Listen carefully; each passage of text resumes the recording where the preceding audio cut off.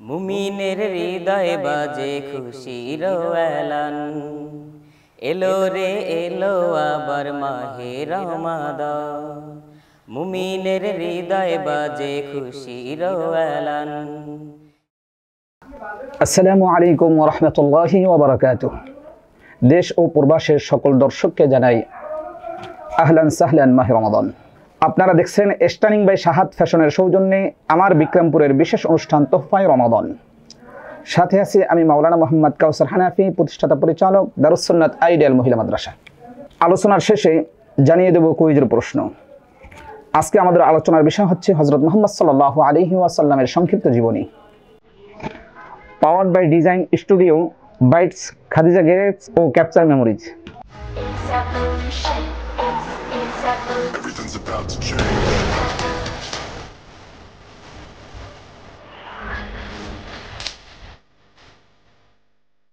بسم الله الرحمن الرحيم. الله ربنا وخالقنا لا نعبد إلا الله لا نشرك به إلا الله. محمد نبينا وهو عبد الله ورسوله، أبوه عبد الله وأمه آمنة، وهو أفضل الرسول وخاتم الأنبياء، لا نبي بعده، نحن نحبه أكثر من أنفسنا ونتبع سنته ونصلي عليه كثيرا. সম্মানিত দর্শক শ্রোতা, নবীজি সাল্লাল্লাহু আলাইহি ওয়াসাল্লামের জীবনী সংক্ষিপ্ত বলাটা খুবই কষ্টদায়ক। তারপর আজকে সময়ের স্বল্পতার কারণে সংক্ষেপে বলতে হচ্ছে। নবীজি সাল্লাল্লাহু আলাইহি ওয়াসাল্লামের জীবনী, একে বলা হয় সিরাত। আর সিরাত সম্পর্কে আমাদের সকলের জানা আবশ্যক। বিশেষ করে আমরা যারা মুসলমান মুমিন, আমাদেরকে সিরাত সম্পর্কে জানতে হবে। কেননা মানুষ স্বভাবগতভাবেই আমরা কাউকে না কাউকে অনুসরণ করে পথ চলি। একটি শিশু বাচ্চা যখন জন্মগ্রহণ করে তখন থেকে তার অনুসরণীয় শুরু হয়ে যায়। সর্বপ্রথম তিনি বাবা মাকে অনুসরণ করে। তার বাবা মা কোন ভাষায় কথা বলে, তার বাবা মা যদি অ্যারাবিক হয়, সন্তান অটোমেটিকলি অ্যারাবিক ভাষায় কথা বলে। বাবা মা যদি ইংরেজ হয়, তাহলে সন্তান অটোমেটিকলি ইংরেজি ভাষায় কথা বলে। বাবা মা যদি বাঙালি হয়, সন্তান অটোমেটিক বাঙালি ভাষায় কথা বলে। এতে বোঝা যায় অনুসরণ অনুকরণ একটা সন্তানের জন্য আবশ্যকীয় এবং ফরজ। ঠিক তদ্রূপ সন্তান যখন বড় হয় তখন সন্তান অনুসরণ অনুকরণ করে তার খেলার সাথীকে। এরপরে যখন সন্তান আরো একটু বড় হয় তখন অনুসরণ করে তার ক্লাসের বন্ধুদেরকে। সন্তান যখন আরো বড় হয় তখন সন্তান ফলো করে তার পছন্দনীয় ব্যক্তিকে।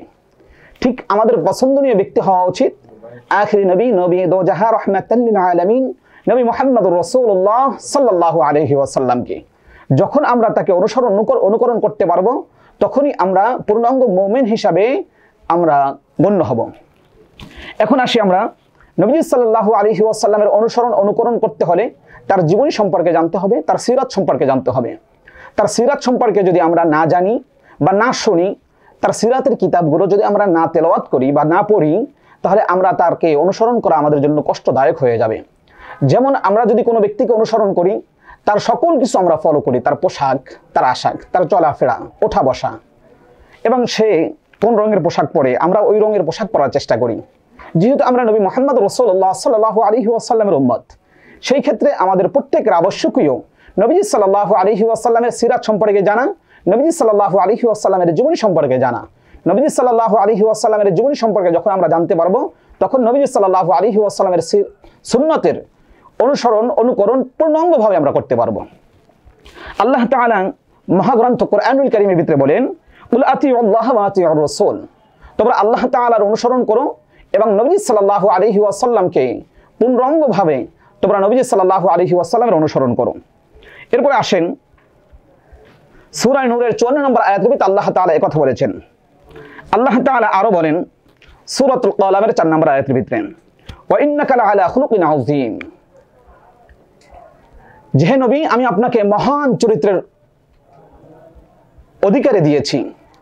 যেহেতু পৃথিবীর জমিনে সর্বশ্রেষ্ঠ চরিত্রের অধিকারী হচ্ছে আমাদের নবী মুহাম্মদ রাসূলুল্লাহ সাল্লাল্লাহু আলাইহি ওয়াসাল্লাম, তাহলে আমাদের চরিত্র হবে নবী সাল্লাল্লাহু আলাইহি ওয়াসাল্লামের চরিত্রের অনুসরণ অনুকরণ পুঙ্খানুপুঙ্খানুরূপে।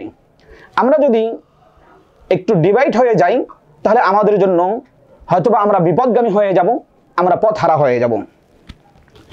মহান আল্লাহ তাআলা ইরশাদ করেন, আর নিশ্চয়ই আপনি মহান চরিত্রের উপর অধিষ্ঠ।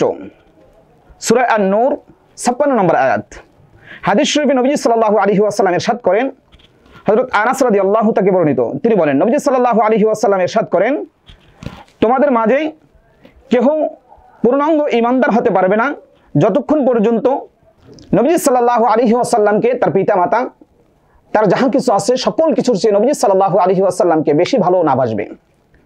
কুরআনুল কারীমে সূরাতুত তাওবার ভিতরে আল্লাহ রাব্বুল আলামিন বলেন, কুল ইন কানা আবাউকুম ওয়া আবনাউকুম ওয়া ইখওয়ানুকুম ওয়া আজওয়াজুকুম ওয়া আশিরাতুকুম ওয়া আমওয়ালুন ইকতারাফতুমুহা ওয়া তিজারাতুন তাখশাউনা কাসাদাহা ওয়া মাসাকিন তারদাউনাহা আহাব্বা ইলাইকুম মিনাল্লাহি ওয়া রাসূলিহি।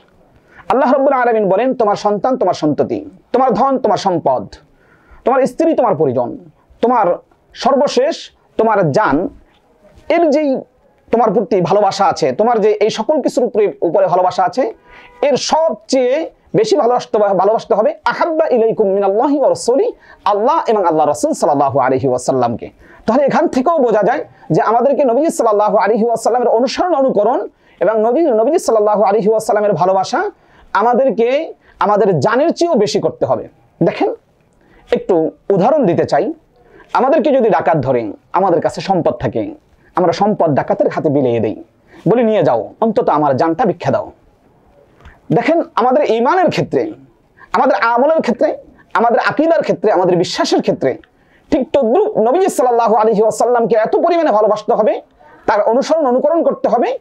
আমরা ওই সম্পদের কারণে আমাদের জান ভিক্ষা চেয়েছি, ঠিক তদ্রূপ আমাদেরকে আমাদের আমলের কারণে, আমাদের ঈমানের কারণে নবী সাল্লাল্লাহু আলাইহি ওয়াসাল্লামকে ভালোবাসতে হবে আমাদের জানের চেয়েও বেশি। আল্লাহ তাআলা আমাদের সকলকে নবী সাল্লাল্লাহু আলাইহি ওয়াসাল্লামের ভালোবাসা, তার সুন্নাতের অনুসরণ, অনুকরণ করার তৌফিক এনায়েত করুক, আমিন। বিশ্বনবী সাল্লাল্লাহু আলাইহি ওয়াসাল্লামের যেহেতু সংক্ষিপ্ত জীবনী, আমি জীবনীতে প্রবেশ করব। নবী সাল্লাল্লাহু আলাইহি ওয়াসাল্লামের জন্ম সোমবার সুবহে সাদেকের সময়, এবং নবী সাল্লাল্লাহু আলাইহি ওয়াসাল্লামের জন্মের পূর্বেই 6 মাস মতান্তর পূর্বেই নবী সাল্লাল্লাহু আলাইহি ওয়াসাল্লামের বাবা দুনিয়ার জমিন থেকে বিদায় নেন। নবী সাল্লাল্লাহু আলাইহি ওয়াসাল্লাম জন্মগ্রহণ করেন। মমতাময়ী মা হযরত আমিনার পক্ষ থেকে তার নাম রাখা হয় আহমদ, এবং তার দাদার পক্ষ থেকে তার নাম রাখা হয় মুহাম্মদ। নবী সাল্লাল্লাহু আলাইহি ওয়াসাল্লামের জন্মের পর তার সর্বপ্রথম দুধ পালন করেন আবু লাহাবের আজাদকৃত দাসী সুয়াইবা রাদিয়াল্লাহু তাআলা আনহুর। যেহেতু কুরাইশ বংশের নীতি এবং রীতি ছিল তাদেরকে দুধ মাতার হাতে অর্পণ করা, তাই নবী সাল্লাল্লাহু আলাইহি ওয়াসাল্লামকে কিছুদিন পরে অর্পণ করা হলো হালিমাতুস সাদিয়া রাদিয়াল্লাহু তাআলা আনহুর হাতে। তার কাছে 4 বছর নবী সাল্লাল্লাহু আলাইহি ওয়াসাল্লাম অতিবাহিত করেন। নবী সাল্লাল্লাহু আলাইহি ওয়াসাল্লামকে 4 বছর বয়সে তার বক্ষ বিদীর্ণ করা হয়। নবী সাল্লাল্লাহু আলাইহি ওয়াসাল্লাম এর 4 বার বক্ষ বিদীর্ণ করা হয়। নবী সাল্লাল্লাহু আলাইহি ওয়াসাল্লামের বয়স যখন 6 মাসে রাসূল পাক সাল্লাল্লাহু আলাইহি ওয়াসাল্লামের মাতা আমিনার ইন্তেকাল হয়। আবওয়া নামক স্থানে তাকে দাফন করা হয়, এবং ইন্তেকাল যখন হয়, ইন্তেকালের পূর্বে নবী সাল্লাল্লাহু আলাইহি ওয়াসাল্লাম তার বাবার কবর জিয়ারতের উদ্দেশ্যে গিয়েছিলেন তার মায়ের সাথে। আসার পথে নবী সাল্লাল্লাহু আলাইহি ওয়াসাল্লামের মায়ের ইন্তেকাল হয়। যখন নবী সাল্লাল্লাহু আলাইহি ওয়াসাল্লামের বয়স 7 বছর, তখন থেকে তিনি দাদা আব্দুল মুত্তালিবের হাতে লালিত পালিত হন। নবী সাল্লাল্লাহু আলাইহি ওয়াসাল্লামের বয়স যখন 12 বছর, সিরিয়ায় গমন করেন চাচার সাথে। সিরিয়ায় ব্যবসায়িক সফর সঙ্গী হন। এই সফরে বুহায়রার তার নবুয়তের বিষয়ে প্রকাশ করেন। বুহায়রা ছিলেন একজন ধর্মযাজক। তিনি নবী সাল্লাল্লাহু আলাইহি ওয়াসাল্লামের আবির্ভাব সম্পর্কে অবগত ছিলেন। নবী সাল্লাল্লাহু আলাইহি ওয়াসাল্লাম যখন একটি গাছের নিচে বসা ছিলেন তাদের ব্যবসায়িক সঙ্গীদেরকে সাথে নিয়ে, তখন হঠাৎ বুহায়রা তার আস্থানা থেকে নেমে আসলেন। এসে ওই ব্যবসায়ীদেরকে প্রশ্ন করলেন, এই মজলিসে এমন এক বালক আছে, যেই বালক আশ্চর্য বালক, এই বালক সম্পর্কে আমি জানতে চাই। তখন তার চাচা বললেন, এই বালক হচ্ছেন আমার ভাতিজা। তখন বুহায়রা বললেন, এই বালকের বাবা ইন্তেকাল করেছে তার জন্মের পূর্বে। এবং বুহায়রা আরো বললেন, তার মা ইন্তেকাল করেছেন তার 6 বছর বয়সে। বহেরা আরো বললেন যে এই বালক সাধারণ বালক নয়, এই বালক হবেন একদিন আখির নবী, নবী রহমাতুল্লিল আলামিন, নবী মুহাম্মদ রাসূলুল্লাহ সাল্লাল্লাহু আলাইহি ওয়াসাল্লাম। এই বালকের বয়স যখন 40 বছর হবে তখন তিনি নবুয়ত প্রকাশ করবেন। তখন তার চাচাকে সাবধান করলেন, এই বালককে নিয়ে আপনারা সামনের দিকে যাইয়েন না। এই বালক এমন এক বালক, এই বালককে ইহুদিরা সবসময় এই বালককে খুঁজতে আছে। যদিও যান তাহলে বালককে খুব সতর্কর সহিত আপনারা দেখে শুনে রাখবেন। নবীজি সাল্লাল্লাহু আলাইহি ওয়াসাল্লামের বয়স যখন 16 বছর, সামাজিক সংগঠন মক্কাবাসীর সকল দল মিলে, সকল মত মিলে একটি সংগঠন করা হয়, যেই সংগঠনটার নাম ছিল হিলফুল ফজল। এই সংগঠনে নবীজি সাল্লাল্লাহু আলাইহি ওয়াসাল্লাম অংশগ্রহণ করেন এবং তার নেতৃত্বে এই সংগঠন পরিচালিত হয়। নবীজির বয়স যখন 25 বছর, বিবাহ বন্ধনে আবদ্ধ হন 25 বছর বয়সে। এর পূর্বে নবীজি সাল্লাল্লাহু আলাইহি ওয়াসাল্লাম খাদিজাতুল কুবরা রাদিয়াল্লাহু তাআলা আনহার ব্যবসায়িক পরিচালনা করতেছিলেন। ব্যবসায়িক পরিচালনায় যখন তার সততা, তার নম্রতা, তার ভদ্রতা, তার আদর্শ, তার চরিত্র সকল কিছু দেখলেন খাদিজাতুল কুবরা রাদিয়াল্লাহু তাআলা আনহু, তখন তিনি তাকে বিবাহের জন্য প্রস্তাব দিলেন। নবী সাল্লাল্লাহু আলাইহি ওয়াসাল্লামের চাচার মাধ্যমে আনুষ্ঠানিকভাবে তার বয়স 25 বছর যখন হয় তার বিবাহ সম্পূর্ণ হয়। অর্থাৎ তৃতীয়বার যখন হজরে আসওয়াদ সংরক্ষণ হয় তখন মক্কাবাসীর বিভিন্ন গোত্রের মাধ্যমে বিবাদ বেজে যায়, কোন গোত্র হজরে আসওয়াদ পাথর স্থাপন করবেন। নবীজি সাল্লাল্লাহু আলাইহি ওয়াসাল্লামের নেতৃত্বে একটি বিশেষ সমাধান দিলেন। নবীজি সাল্লাল্লাহু আলাইহি ওয়াসাল্লাম বললেন যে আমি তোমাদেরকে একটি সমাধান দিতে পারি, তোমরা যদি আমার সমাধানটা মেনে নাও। কেননা নবীজি সাল্লাল্লাহু আলাইহি ওয়াসাল্লাম ছিলেন মক্কার সকল গোত্রের কাছে একজন আস্থার পাত্র। নবীজি সাল্লাল্লাহু আলাইহি ওয়াসাল্লামের কাছে তারা সকলে দায়ভার অর্পণ করলেন যে আপনি যে সিদ্ধান্ত দিবেন আপনার সিদ্ধান্ত আমরা সকলে মেনে নিব। নবীজি সাল্লাল্লাহু আলাইহি ওয়াসাল্লাম সিদ্ধান্ত দিলেন যে এই পাথরখানা একটা চাদরের উপরে রাখা হোক। তখন পাথরখানা চাদরের উপরে রাখা হলো। এই চাদরের 4 কোণা, বিভিন্ন চাদরের চারপাশ ধরতে বললেন যে সকল গোত্র প্রধানরা তোমরা চাদরের চারপাশ ধরো। এরপরে ওই পাথর অর্পণ করা হলো নবীজির হাতে। সুবহানাল্লাহ। মক্কার সকল হানাহানি, মারামারি, কাটাকাটি, গোত্রে গোত্রে সকল কিছু মীমাংসা হয়ে গেল। এখান থেকে আমাদের একটা শিক্ষণীয় বিষয় হচ্ছে আমাদের দেশ, আমাদের জাতি বর্তমান আমরা খুব করুণ একটি মুহূর্তে আছি। আমরা দলে দলে বিভক্ত হয়ে আছি, রাজনৈতিকভাবে বলেন, ব্যক্তিগতভাবে বলেন, এবং সকল বিষয়ে আমরা দলে দলে বিভক্ত হয়ে আছি। সেই ক্ষেত্রে আমাদের দেশকে উন্নত করতে হলে এই বিষয়টি আমাদের ফলো করা অত্যন্ত জরুরি।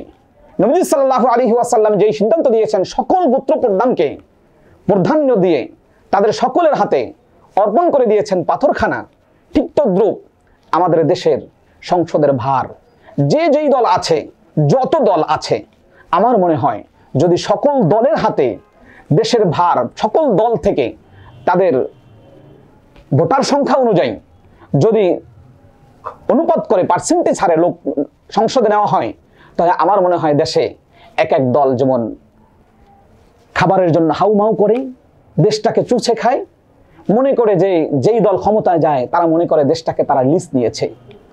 এই লিজ প্রথাটা দেশ থেকে উঠে যাবে আমার মনে হয়। আল্লাহ তাআলা আমাদেরকে এমন একটা দেশ উপহার দান করুক, সকলে বলে আমিন। এরপরে নবী সাল্লাল্লাহু আলাইহি ওয়াসাল্লামের বয়স যখন 39 বছর, তখন নবী সাল্লাল্লাহু আলাইহি ওয়াসাল্লাম সততা এবং নিষ্ঠার সহিত মক্কাবাসীর কাছে গ্রহণযোগ্যতা লাভ করে এবং নবী সাল্লাল্লাহু আলাইহি ওয়াসাল্লাম তখন থেকে হীরা গুহায় গিয়ে ইবাদত বন্দেগীতে নিয়োজিত হয়ে যায়। নবী সাল্লাল্লাহু আলাইহি ওয়াসাল্লামের জন্য তার সহধর্মিণী স্ত্রী সেই সুদূর পাহাড়ে উঠতে গিয়ে কত কষ্ট করেছেন, তার জন্য দৈনিক খাবার নিয়ে গিয়েছেন। এখান থেকে আমাদের মা বোনদের জন্য শিক্ষণীয় বিষয় হচ্ছে নবীর স্ত্রী এত ধনট্যবান একজন মহিলা, তিনি তার স্বামীর জন্য তার ধন সম্পদ, তার মান সম্মান সকল কিছু কোরবান করে দিয়েছে। ঠিক তদ্রূপ আমাদের মা বোনদেরকে বলবো, হে মা, হে বোন, আপনার আত্ম অহমিকা, আপনার গৌরব, আপনার অহংকার, আপনার সৌন্দর্য সকল কিছু আছে, তবে সকল কিছু আপনার স্বামীর জন্য, আপনার স্বামীকে আপনি খুশি করার জন্য সকল কিছু অর্পণ করে দেন, দেখবেন আপনার স্বামী আপনাকে তার মন প্রাণ উজাড় করে দিয়ে আপনাকে ভালোবাসবে। আজকে আমাদের দেশে তালাক প্রথাটা এত বেশি পরিমাণে বেড়ে গিয়েছে। যদি আমরা খাদিজাতুল কুবরা রাদিয়াল্লাহু তাআলা আনহুর মতে নবী সাল্লাল্লাহু আলাইহি ওয়াসাল্লাম কে যেমনি ভাবে খাদিজা রাদিয়াল্লাহু তাআলা আনহু ভালোবেসেছেন, সম্মান দিয়েছেন, ইজ্জত দিয়েছেন এবং তার জিল্লাতি তাকে দান করে দিয়েছেন, আমাদের মা বোনরা যদি তাদের সম্মান, ইজ্জত এবং জিল্লাতি দান করেন, তাহলে অবশ্যই প্রত্যেকটা সংসার হবে সুখের সংসার, শান্তির সংসার। ওই সংসারে আমার মনে হয় না কোনোদিন কোলাহল থাকবে, কোনোদিন ঝগড়া থাকবে, কোনোদিন ফাসাদ থাকবে, কোনোদিন মারামারি থাকবে, সর্বশেষ তালাক পর্যন্ত পৌঁছে যাবে। আল্লাহ তাআলা আমাদের সকল মা বোনদেরকে এবং আমাদের স্বামীদেরকে সহি বুঝ দান করুক, সকলে বলেন আমিন। নবীজি সাল্লাল্লাহু আলাইহি ওয়াসাল্লাম নবুয়ত প্রাপ্ত হন 40 বছর একদিন বয়সে। নবীজি সাল্লাল্লাহু আলাইহি ওয়াসাল্লাম যখন নবুয়ত লাভ করেন, তখন জিবরাইল আলাইহি ওয়াসাল্লাম এসে বললেন, ইয়া রাসূলুল্লাহ, ইয়া হাবিবাল্লাহ, আপনি পড়ুন, ইকরা।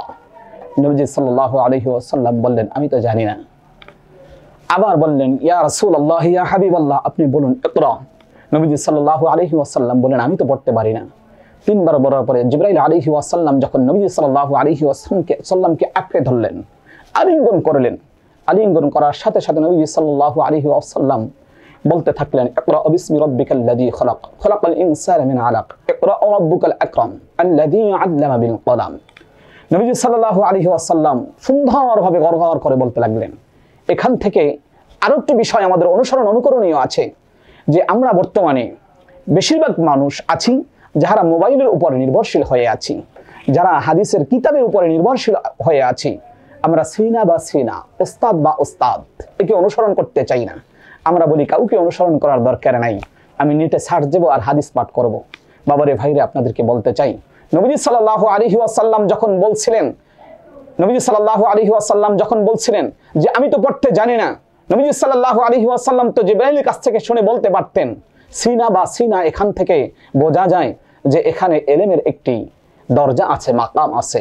আল্লাহ তাআলা আমাদেরকে যারা মাদ্রাসা এবং মাদ্রাসায় লেখাপড়া করেন, ওস্তাদদের কাছ থেকে যারা দরস নেন, ওস্তাদদের সিনা এবং ছাত্রের সিনার সাথে আল্লাহ তাআলার একটি রহমতের দরজা খুলে দেয়।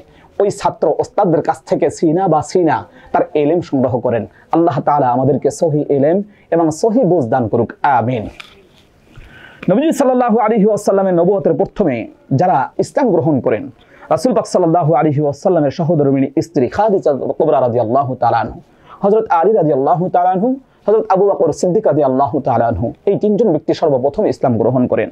নবীজি সাল্লাল্লাহু আলাইহি ওয়াসাল্লামের নবুয়তের তৃতীয় বছর আরো অসংখ্য অগণিত সাহাবায়ে কেরাম ইসলাম গ্রহণ করেন এবং নবীজি সাল্লাল্লাহু আলাইহি ওয়াসাল্লামের সন্তান হযরত যায়েদ ইবনে হারিসা পুত্র হযরত ওসমান জন্ম হয়। নবীজি সাল্লাল্লাহু আলাইহি ওয়াসাল্লাম নবুয়তের চতুর্থ বছর প্রকাশ পায় ইসলাম প্রচারের আল্লাহ তাআলার পক্ষ থেকে হুকুম আসে, আল্লাহ তাআলার পক্ষ থেকে এলান আসে, ইয়া রাসূলুল্লাহ, ইয়া হাবিবাল্লাহ, আপনি প্রকাশ্যে ইসলামের দাওয়াত প্রচার করুন। নবীজি সাল্লাল্লাহু আলাইহি ওয়াসাল্লাম প্রকাশ্যে যখন ইসলাম প্রচারের দাওয়াত শুরু করলেন, তখন মক্কার কাফেররা নবীজি সাল্লাল্লাহু আলাইহি ওয়াসাল্লামের প্রতি অত্যাচার, জুলুম, নিপীড়ন, নির্যাতন শুরু করে দিল। নবীজি সাল্লাল্লাহু আলাইহি ওয়াসাল্লাম সকল অত্যাচার, সকল নিপীড়ন, সকল নির্যাতন সহ করে নবীজি সাল্লাল্লাহু আলাইহি ওয়াসাল্লাম দ্বীনের প্রচার এবং প্রসারের কাজ এগিয়ে নিয়েছে। যেটা বর্তমান সমাজে দেখা যায়, আমাদের আলেম সমাজের প্রতি যারা ইসলাম প্রচার করে, প্রসার করে, তাদের উপরে বিভিন্নভাবে, বিভিন্ন পন্থায়, বিভিন্ন রকমের তাদের প্রতি নির্যাতন, নিপীড়ন করা হয় এবং কি নবী পরিবারের 11 সদস্যকে তাদেরকে হত্যা করা হয়েছিল। আমাদের ইমাম, আমরা যে মাযহাবের অনুসারী, হানাফি মাযহাবের ইমাম আবু হানিফা রাহমাতুল্লাহি আলাইহিকে পর্যন্ত জেলখানায় আবদ্ধ করা হয়েছে। এমনি ভাবে যদি ইসলামের ইতিহাস দেখা হয়, তাহলে যুগে যুগে বিভিন্ন আউলিয়া ইকরামদেরকে এমনি ভাবে তাদের প্রতি জুলুম, নির্যাতন, নিপীড়ন করা হয়েছে। নবীজি সাল্লাল্লাহু আলাইহি ওয়াসাল্লামের নবুয়তের 10ম বছর বয়কট হতে শুরু হয়। নবীজি সাল্লাল্লাহু আলাইহি ওয়াসাল্লামকে মক্কার কাফেররা বয়কট করতে শুরু করে এবং তাকে বয়কট করার জন্য সকল গোত্র প্রধানরা একাত্ম হয়ে মিটিং করে এবং নবীজি সাল্লাল্লাহু আলাইহি ওয়াসাল্লামকে মক্কা থেকে বিতাড়িত করার চেষ্টা করে এবং সর্বশেষ তারা সিদ্ধান্ত নেয় নবীজি সাল্লাল্লাহু আলাইহি ওয়াসাল্লামকে হত্যা করার। নবীজি সাল্লাল্লাহু আলাইহি ওয়াসাল্লামের নবুয়তের 11 বছরে মদিনায় ইসলামের দাওয়াত শুরু হয়ে যায়। যখন মদিনায় ইসলামের দাওয়াত শুরু হয়ে যায় তখন থেকে নবীজি সাল্লাল্লাহু আলাইহি ওয়াসাল্লামের এর ভিতরে নবীজি সাল্লাল্লাহু আলাইহি ওয়াসাল্লামের মেরাজে গমন হয়। নবীজি সাল্লাল্লাহু আলাইহি ওয়াসাল্লামের মেরাজ থেকে এসে নবীজি সাল্লাল্লাহু আলাইহি ওয়াসাল্লামের হিজরাত গমন হয়। যখন নবীজি সাল্লাল্লাহু আলাইহি ওয়াসাল্লাম হিজরাতে গমন করেন তখন হযরতে ওমর রাদিয়াল্লাহু তাআলা আনহুকে নবীজি সাল্লাল্লাহু আলাইহি ওয়াসাল্লামের বিছানায় শোয়ায় রেখে যান। ওমর রাদিয়াল্লাহু তাআলা আনহু জানতেন যে তার জন্য মৃত্যু অবধারিত, কেননা তার গৃহের চারপাশ মক্কার কাফেররা ঘেরাও করে ফেলেছে। নবীজিকে তারা কত ভালোবাসতেন, কত মহব্বত করতেন, কত আলিঙ্গন করে রাখতেন। নবীজি সাল্লাল্লাহু আলাইহি ওয়াসাল্লাম হযরত ওমর ফারুক রাদিয়াল্লাহু তাআলা আনহুকে শোয়ায় রেখে নবীজি সাল্লাল্লাহু আলাইহি ওয়াসাল্লাম হযরত আবু বকর রাদিয়াল্লাহু তাআলা আনহুকে সঙ্গে নিয়ে তিনি হিজরতে গমন করলেন। ঠিক হিজরতের পরে নবীজি সাল্লাল্লাহু আলাইহি ওয়াসাল্লাম যখন মদিনায় গেলেন, মদিনায় দাওয়াত প্রচার প্রসার করতে লাগলেন। মদিনায় ইসলামের জয় জয় গান শুরু হয়ে গেল। মদিনার সকল কিছু ইসলামের আয়ত্তে এসে গেল এবং ইসলামের প্রথম মসজিদ নববী প্রতিষ্ঠিত, ইসলামে প্রথম মসজিদ প্রতিষ্ঠা করেন। মদিনায় ইহুদি এবং প্রতিবেশী যে সকল গোত্র আছে সকল গোত্র একাত্র আল্লাহর নবী সাল্লাল্লাহু আলাইহি ওয়াসাল্লাম সকলকে একাত্র করার জন্য একটি চুক্তি স্বাক্ষরিত করেন। ওই চুক্তির অনুসারে এখান থেকেও আমরা শিক্ষা গ্রহণ করতে পারি। বাংলাদেশের সকল দলমত নির্বিশেষে একটি চুক্তি গ্রহণ করে ওই চুক্তির অনুসারে বাংলাদেশকে পরিচালিত হোক, ইনশাআল্লাহ বাংলাদেশের রহমত নেমে আসবে। এবছর হযরত সালমান ফারসি রাদিয়াল্লাহু তাআলা আনহু ইসলাম গ্রহণ করেন। আনাস রাদিয়াল্লাহু তাআলা আনহু মুহাজিরদের মধ্যে এবং মুহাজির যারা আছে এবং আনসার যারা আছে তাদের ভিতরে একটা ভ্রাতৃত্ববোধ, তাদের ভিতরে একটা মহব্বত পয়দা হয়। নবীজি সাল্লাল্লাহু আলাইহি ওয়াসাল্লামের বিদায়ের যে সকল লক্ষণগুলো আছে এর ভিতরে প্রথম লক্ষণ হয় 10ম হিজরির রমজান মাসে 20 দিন নবীজি সাল্লাল্লাহু আলাইহি ওয়াসাল্লাম ইতিকাফ করেন। দেখেন, যেই নবীজির আমরা আদর্শ মানি, যেই নবীজির আমরা উম্মত, এই নবীজি সাল্লাল্লাহু আলাইহি ওয়াসাল্লামের বিদায়ের লক্ষণ শুরু হয়ে গেল। নবীজি সাল্লাল্লাহু আলাইহি ওয়াসাল্লাম 20 দিন ইতিকাফ করলেন এবং জিবরাইল আলাইহি ওয়াসাল্লামকে 2 খতম কোরআন তেলাওয়াত শ্রবণ করালেন। এখান থেকেও বোঝা যায় রমজান মাসে আমাদের জন্য, সকলের জন্য কোরআন তেলাওয়াত করা আবশ্যকীয়। যেহেতু নবীজি সাল্লাল্লাহু আলাইহি ওয়াসাল্লামের বিদায় লগ্ন এসে গেছে, তাই নবীজি সাল্লাল্লাহু আলাইহি ওয়াসাল্লাম শেষ বছর, প্রতি বছর নবীজি জিবরাইলকে কোরআন তেলাওয়াত করে শোনাতেন এবং শেষ বছর নবীজি সাল্লাল্লাহু আলাইহি ওয়াসাল্লাম 2 খতম কোরআন শুনিয়েছেন। তাই আমরা যারা আছি মুসলমান এবং নবীর উম্মত, তাদের সকলের রমজান মাসে বেশি বেশি পরিমাণে কোরআন তেলাওয়াত করা দরকার। নবীজি সাল্লাল্লাহু আলাইহি ওয়াসাল্লাম তৃতীয় তার বিদায়ী লক্ষণ, নবীজি সাল্লাল্লাহু আলাইহি ওয়াসাল্লাম বিদায়ের ভাষণে বলেন, লা তাখুযু মানাসিকাকুম। নবীজি সাল্লাল্লাহু আলাইহি ওয়াসাল্লাম বলেন, আমি জানি না সম্ভবত এবছরের পর আর এই জায়গায় আমি তোমাদের সাথে মিলিত হতে পারবো কিনা। নবীজি সাল্লাল্লাহু আলাইহি ওয়াসাল্লামের এই ভাষণে সাহাবায়ে কেরাম বুঝে গেলেন যে হয়তো নবীজি সাল্লাল্লাহু আলাইহি ওয়াসাল্লামের বিদায়ের সময় এসে গেলেন। এরপরে যখন সূরা নাসর নাজিল হয় তখন সাহাবায়ে কেরামদের ভিতরে একটি হট্টগোল শুরু হয়ে যায়। সূরা নাসর যেহেতু নাজিল হয়ে গিয়েছে, ইসলাম পূর্ণাঙ্গ হয়ে গিয়েছে, এখন হয়তোবা ইসলামের ক্ষয় শুরু হয়ে যাবে। তাই নবীজি সাল্লাল্লাহু আলাইহি ওয়াসাল্লামের বিদায়ের মাধ্যমে হয়তোবা ইসলামের ক্ষয় শুরু হবে। নবীজি সাল্লাল্লাহু আলাইহি ওয়াসাল্লাম এর 6ষ্ঠ বিদায়ী লক্ষণ ছিল 11 হিজরিতে সফর মাসে নবীজি সাল্লাল্লাহু আলাইহি ওয়াসাল্লাম উহুদ প্রান্তে এক জানাজায় অংশগ্রহণ করেন এবং ওই জানাজা থেকে আসার সময় নবীজি সাল্লাল্লাহু আলাইহি ওয়াসাল্লামের মাথা ব্যথা শুরু হয়ে যায়। এই মাথা ব্যথায় প্রচণ্ডভাবে নবীজি সাল্লাল্লাহু আলাইহি ওয়াসাল্লাম অসুস্থ হয়ে যায়। নবীজি সাল্লাল্লাহু আলাইহি ওয়াসাল্লাম ফিরে এসে আশঙ্কা পোষণ করে যে তোমরা আমার পরে, নবীজি সাল্লাল্লাহু আলাইহি ওয়াসাল্লাম সাহাবায়ে কেরামদেরকে নিয়ে একটি বৈঠক করেন এবং বলেন, আমি আশঙ্কা করি যে তোমরা আমার পরে শিরক করবে, এখানে আমি আফসোস করি না। তোমরা আমার পরে গুনাহ করবে, এখানে আমরা আফসোস করি না। তাহলে আমার আফসোস হচ্ছে আমার উম্মত দুনিয়া লোভী হবে, দুনিয়ার পিছনে ছুটবে। আমার উম্মত দুনিয়ার পিছনে এত বেশি পরিমাণে ছুটবে যে এত বেশি পরিমাণে ছুটবে নবীর আদর্শ এবং কোরআনের হুকুম, আল্লাহ তাআলার হুকুম ভুলে যাবে। একদিন মধ্যরাতে জান্নাতুল বাকি কবরস্থানে নবীজি সাল্লাল্লাহু আলাইহি ওয়াসাল্লাম যান, মুরদাদের জন্য দোয়া করেন এবং মুরদাদের জন্য এমন পরিমাণে দোয়া করেন যেন নবীজি সাল্লাল্লাহু আলাইহি ওয়াসাল্লাম মুরদাদের কাছ থেকে বিদায় দিচ্ছেন। 11 হিজরি নবীজি সাল্লাল্লাহু আলাইহি ওয়াসাল্লামের 63 বছর বয়স। ওসমান ইবনে জায়েদের নেতৃত্বে একদল সৈন্যকে সিরিয়া বালাকা, ফিলিস্তিনে বালাকা এবং এ সকল অঞ্চলকে নেতৃত্ব দেওয়ার জন্য তাদেরকে পাঠান এবং তাদের সাথে যত হিজরতকারী মুসলমান ছিল তারা সকলে অংশগ্রহণ করেন। নবীজি সাল্লাল্লাহু আলাইহি ওয়াসাল্লামের অসুস্থতার সূচনা 28শে সফর। নবীজি সাল্লাল্লাহু আলাইহি ওয়াসাল্লামের অসুস্থতা এত পরিমাণে বেড়ে যায়, নবীজি সাল্লাল্লাহু আলাইহি ওয়াসাল্লাম এই অসুস্থ নিয়ে 11 দিন নামাজ পড়েন, নামাজের ইমামতি করেন। অসুখের মোট সময় ছিল 14 দিন। নবীজি সাল্লাল্লাহু আলাইহি ওয়াসাল্লাম 7 রবিউল আউয়াল অসুস্থতার এত বেশি পরিমাণে বেড়ে যায়, নবীজি সাল্লাল্লাহু আলাইহি ওয়াসাল্লাম 5 দিন আগে দেহের উত্তাপ এত বেশি পরিমাণে বেড়ে যায়, নবীজি আদেশ করলেন যে হে আমার বিবিগণ, তোমরা 7 কূপ থেকে পানি সংগ্রহ করো, ওই পানি আমার গায়ে ঢালো। নবীজি সাল্লাল্লাহু আলাইহি ওয়াসাল্লাম এর গায়ে ওই পানি ঢালা হলো। নবীজি সাল্লাল্লাহু আলাইহি ওয়াসাল্লাম যখন সুস্থতা বোধ করলেন তখন আবার মসজিদে গিয়ে নামাজ আদায় করলেন এবং সাহাবায়ে কেরামদেরকে নসিহত করলেন। তিনি নিজেকে অন্যদের বদলা নেওয়ার জন্য আদেশ করলেন যে কে আছো আমার কাছে পাওনা, তারা পাওনা পূর্ণ করে নাও। আমি যদি কাউকে অন্যায়ভাবে আঘাত করে থাকি, আঘাতের প্রতিশোধ নিয়ে নাও। নবীজি সাল্লাল্লাহু আলাইহি ওয়াসাল্লামকে এক সাহাবায়ে কেরাম দাঁড়িয়ে বললেন, ইয়া রাসূলুল্লাহ, ইয়া হাবিবাল্লাহ, আপনি আমার গায়ে একটি আঘাত করেছিলেন